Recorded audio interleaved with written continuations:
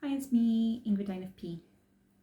And this video is going to be about my experience in the US in kindergarten as a person who was born in Sweden, moved to France when I was 2, and then lived in France until I was 18 and then moved back to Sweden. I have never lived in the US. However, there was a part of time, a short amount of time, where I spent a lot of time in the US together with my mom. Approximately, I must have been around 3 to 6 years old. And so 1997, I guess, 1998 to 2001, something like that, where my mom took me to US.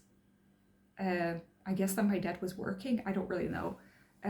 But she took me to US because my grandma, her mom, had a stroke, a really bad stroke, and my grandmother could not speak or walk. And through time, she learned to speak, but in a garbled kind of way. And she learned to walk, but only a few steps or at most down a corridor with her walker. So she made extraordinary progress, but as a small child, I couldn't really understand the progress that she was doing, and I couldn't communicate with my grandmother. So the reason that we were going to US was not fun for me, because I found it extremely boring to go and visit my grandma.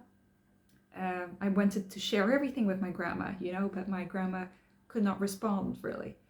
And I remember many days of my mom in a kind of a darkened room talking to my grandma at her bedside, and I was just there like, I don't know what's going on. As I grew up, I understood more and more. I didn't like going to see grandma because it was just so boring, and going to see your grandma in general is kind of not very fun sometimes, because they're asking you like, oh, how much you've grown, blah blah blah. But when I was really small, I was just like, I didn't know what to do. So all I would do is I would watch Sesame Street I would sit on her bed and watch Sesame Street on her TV in her old age home room, because she moved from the hospital to a retirement home, and then she moved to another retirement home, which was her final place, I guess. And so I would watch Sesame Street and I would eat Cheerios, and that kind of calmed me down, and I could just do that. So I've seen a lot of Sesame Street. I've seen a lot of PBS Kids, all the shows on PBS Kids that were on during that time. So I'm very acquainted with around 2000-ish media from the US on PBS Kids. And I must say that it was really, really good. I mean, in France, it wasn't that good. I think that there's an idea from especially Europe and especially France, I guess, about the US, that Europeans tend to romanticize the US in some ways, but then they tend to also, the land of opportunity, cowboys, the place where all their series are from, and then they kind of tends to hate the US for its politics, and because of that there's a sense that America is junky and that everybody's fat and that everything is superficial. While France and Europe has real history and real human connection, because they only see the Hollywood part of the US, And so there is some truth to it, and there is also some lies in that. Okay, so that is partly true, but there are certain things about the US that are really cultured, and I think that French people especially would kind of deny that. So I want to say that when it comes to specifically children's culture in the early 2000s, late 90s, early 2000s, the US was really on top because they actually had real educators involved in the creation of children's TV programs, which was not the case in France. I mean, there are certain educational things in France. There's Il était une fois la vie, which was an educational series to learn about biology and different things. And then there's C'est pas sorcier, which is basically a Bill Nye the Science Guy kind of show for you Americans out there. So there wasn't really much of that in France. It was mostly anime. There were some, children's comic strips that were made. The Tintin, Smurfs, all of those Asterix and Obelix were kind of made into animated series. But also there was a Japanese anime. And then France actually created Toothly Spies, which was a pretty big one. And then they had Winx Club, and they had Horseland. Marsupilami is another one from a comic strip. They have Martin Matin, which was my favorite. And then I watched Hamtaro, Princess Sarah, Magical Doremi. I watched Babar. I watched Petit Ours Brun and Père Castor, Franklin. I watched Roly Poly Oly. I watched one of them that was good was Marcelino, which was actually I think Spanish, which was about a Catholic boy who is an orphan and he lives with some monks, and he could speak to animals. And I think that that was one of the deepest ones, like Princess Sarah, which was about a little girl who at first is a princess, and then her dad dies and leaves her penniless, and then she's a servant suddenly in her own home, which was extremely painful to watch. But that was the extent of the education that there was, at least in the early 2000s when I grew up. I don't know about the state of things today. Well, in the US, I got to see Sesame Street, I got to see Mr. Rogers' Neighborhood, I got to see Dragon Tales, Between the Lions, Zaboomafoo, Arthur, and then there were others that were Curious George, Caillou, Angelina Ballerina, Liberty's Kids, Cyber Chase, Clifford the Big Red Dog. Clifford was my favorite as a child. And then there was Magic School Bus, and Barney, Sagwa. And I think that what was the biggest was Sesame Street was just such a concept. It was such a big thing, such a good thing. And it's sad to think that PBS might disappear due to the administration now, and due to the Department of Education being defunded and all that. But really, I think that there is a culture in Anglo-Saxon countries and in the US around learning to read together and learning through seeing, learning through representation of different people. There was so much diversity in Sesame Street that I think that's, I didn't see much of in France. And, in my favorite series.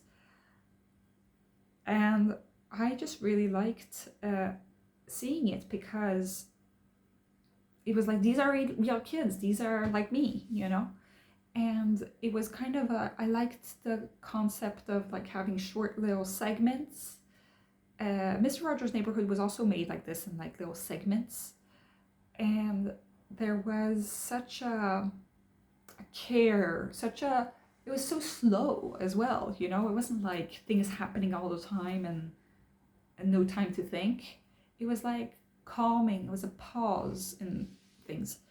And I just really loved watching Mr. Rogers' Neighborhood. He was one of my favorites. And I think as an autistic kid, especially, I didn't know I was autistic, neither did my parents, but I just sat in front of Mr. Rogers and he's the loveliest person ever. And apparently he got a piece of mail from one of the children who was blind, and she got worried about him forgetting to feed the fish. So after that, once he got that piece of mail, he actually decided to always make a point to say, I'm feeding the fish now, you know, or, you know, and it's like so lovely. And it's kind of the same with Elmo's world, where Elmo would be like, you got mail, and then he would feed the fish, Dorothy the fish, and then it would be Mr. Noodle, which would be a completely different segment. And so there would be comedy intertwined with entertainment, which I think that this is where Anglo-Saxon teaching and pedagogy and just way of being is different from France.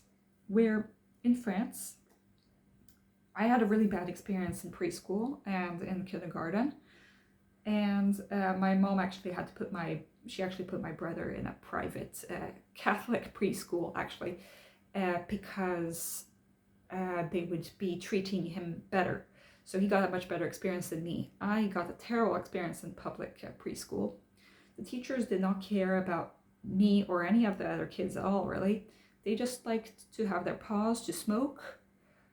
They did notice that I didn't talk to any of the kids, that I was just in my corner all the time. They thought that I couldn't speak French. But if they had actually tried to talk to me and be nice to me, maybe they would have seen that I could speak French, you know? They shouted at my mom for help me. She helped me with my coat when I was like 3 years old.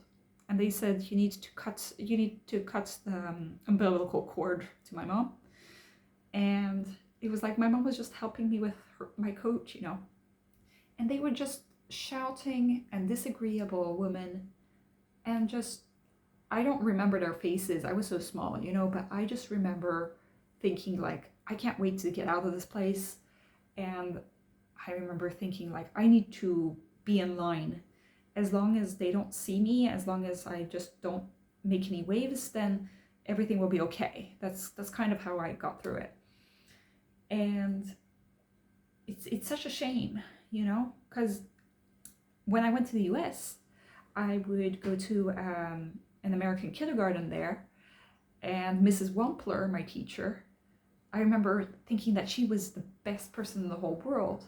And and so I learned some of my letters and reading, and we gave each other Valentine's Day cards, I remember, and we would sit in a circle, and we each had our crayons, and it kind of felt like, oh, I'm responsible for my crayons.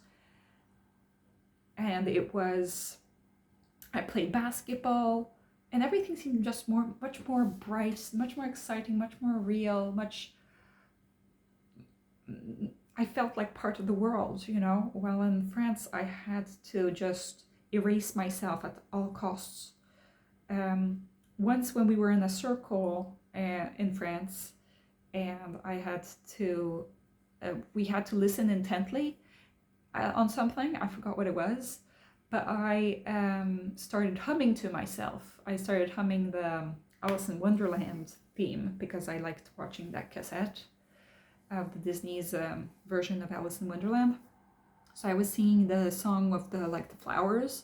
I was like, and then and everybody stared at me, and they were like, what are you doing? And since then, after that, I decided to not talk at all. I decided I would not make a noise, and yeah, that's that has set me on a that set me for on the social anxiety forever, you know, at the age of 4, I think. So I guess that I had social anxiety at least from the age of 4. Maybe I had this earlier, but it was, yeah, you know, you can you can mess up people for life by just being horrible towards small children, you know. And I remember that there were kids, sometimes they would pee on the floor because, you know, we were small children, and they would get so shamed for it, and it was just terrible. And then when I went to the US, it was like everything was sunshine and rainbows. I mean, obviously that wasn't the truth, but that's kind of how it felt like to me as a small kid. So I think that the thing is that France really has like, okay, school is no play. School is just about work. And then like, let's go home, and then at home you can play. But there was no integration of these things. Well, in the US, it felt like in school that there was time to play and to be creative and to, you know, to socialize with the other children and to just be a kid, you know. And I noticed that this is kind of a thing also in Sweden more, that there's more time for play, time for working together, cooperation. When in France it was just like, you know, sit down and learn. And also when you come home and you watch TV, the TV was more educational TV. So you would be learning things while having fun, you know? It seems like France has only figured out that, like, or at the time, I'm not saying about now, I'm just saying at the time they hadn't figured out yet that work and play could go together. And I think that it's gotten better, but still, I think that France has always had a little bit of a problem in terms of pedagogical techniques, as that they're very much in the past. They haven't become very progressive in certain areas of teaching, for example, because they have another way of seeing things. And it's not always bad. I think that France is very progressive in a way, in that they allow children to do more, like, they don't have such a puritanical view of children as the Anglo-Saxon world has. Like, children can drink wine when, you know, they're like, they can have a sip of wine, and it's kind of more balanced rather than like you need to wait until you're 21 to drink, you know. Of course, you're not allowed to buy alcohol, but you can drink a sip of wine. It's not going to kill a small child, or like a 10-year-old child can have a sip of wine. It will be fine, you know. It's just a sip. It's not like they're drinking glasses and cans of beer, you know. And then there's also the fact that there is sex on TV, and it was fine, you know. Nudity is not such a shameful thing than it is in the US, for example. So, and it does allow you to treat children a little bit more like adults and responsible beings with their own, you know, autonomy and right to make their own choices. However, I think that in a way it is repressing children to not take into account that everybody's. What I liked about the US was that everybody was unique and special, and everybody can follow their dreams, which, you know, is not exactly true. I mean, you know, it was a kind of thing of like the No Child Left Behind program of George Bush, where I was kind of in the middle of all that. But I think that it was good to a certain point to have children with self-confidence, to express themselves.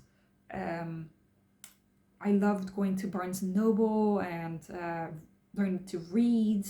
I think that there was also more of a reading culture of like, there were books that were actually books for small children to learn to read, with phonetics and all that, like Cat in the Hat. Well, in France, it wasn't really the same. It was like there were stories and there were picture books, and then there were stories, but there wasn't like that in between stage of learning to read. I mean, sure there was, but it wasn't really the same. It wasn't that exciting. And I guess that it's only a personal matter. I guess that I didn't really enjoy it that much, the books that were in France. But as a person who has been in both worlds, I kind of have to say that the US has really figured out a way to do these things. And I would say that the Anglo-Saxon world has a certain thing in general, for encouraging small children to blossom, through media and through school and books and TV, that I think France thinks that, it seems like France just thinks that you can learn by being in school and reading your textbook. Obviously, things have gotten better. My brother, who's 9 years younger, had a better experience, I think. But for me, it was just like, keep your head down and just push through, because otherwise you will drown. That's kind of my feeling. And there were some children who did drown. I knew of certain kids who were,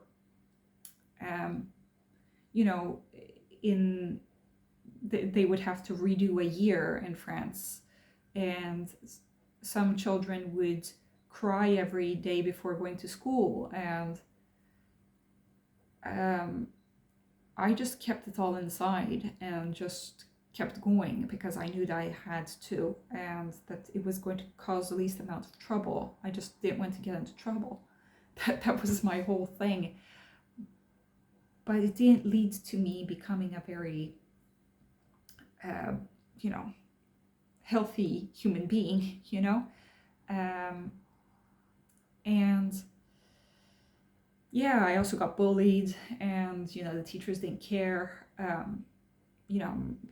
Somebody stole my My Little Pony, but that really, really hurt me. As at the age of 4, if somebody steals your My Little Pony that was your favorite, that is going to hurt you. And then if your teacher says to get over it, that is leading to some trauma, So I think that I'm going to end it there. But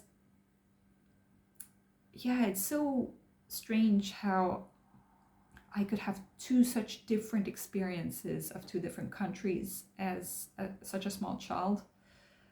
I think that having been in the US was really important for me, for my development, to know that there was something out there that was different.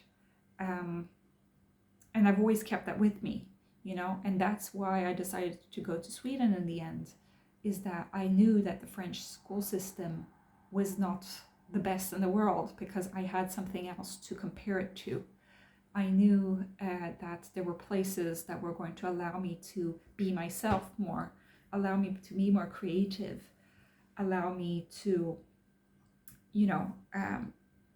just gain confidence in myself, compared to the environments that I was forced to be in by living in France with my parents.